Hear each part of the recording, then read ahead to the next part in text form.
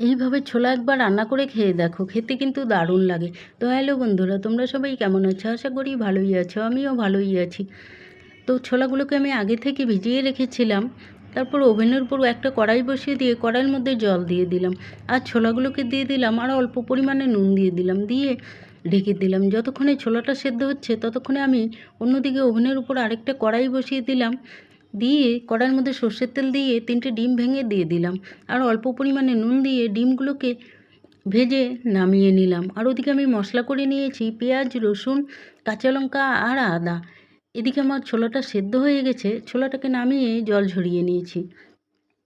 তারপর ওভেনের উপর আবার কড়াই বসিয়ে দিয়ে কড়াইয়ের মধ্যে দিয়ে দিলাম সর্ষের তেল, ফোড়নে দিয়ে দিলাম শুকনো লঙ্কা, জিরে আর তেজপাতা। ফোড়নটা লাল হয়ে গেলে ওর মধ্যে পেঁয়াজ কুচি আর রসুন দিয়ে দিলাম, দিয়ে একটু নেড়েচেড়ে নিয়ে এর মধ্যে পরিমাণ মতো নুন আর হলুদ দিয়ে দিলাম, দিয়ে বেশ কিছুক্ষণ সময় এগুলিকে ভেজে নিয়েছি। তারপর এর মধ্যে দিয়ে দিলাম টমেটো কুচি, দিয়ে আবারও কিছুক্ষণ সময় নেড়েচেড়ে নিয়েছি। তারপর আমি যে মশলাটা করে রেখেছিলাম মশলাটাকে এর মধ্যে দিয়ে দিলাম, তারপর দিয়ে দিলাম জিরে গুঁড়ো আর ধনে গুঁড়ো, দিয়ে বেশ কিছুক্ষণ সময় ধরে মশলাটাকে কষিয়ে নিয়েছি। মশলাটা কষানো হয়ে গেলে আমি এর মধ্যে সেদ্ধ করে রাখা ছোলাগুলোকে দিয়ে দিলাম, দিয়ে আবারও বেশ কিছুক্ষণ সময় ধরে নেড়ে চেড়ে নিয়েছি।